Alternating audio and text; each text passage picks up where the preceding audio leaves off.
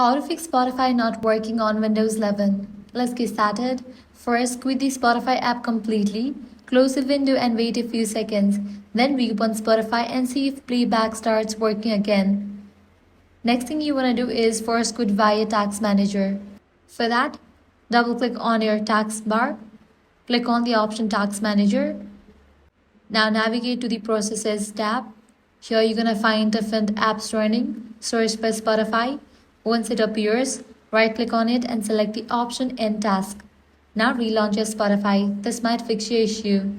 If none of these solutions work, turn off hardware acceleration. For that, launch your Spotify.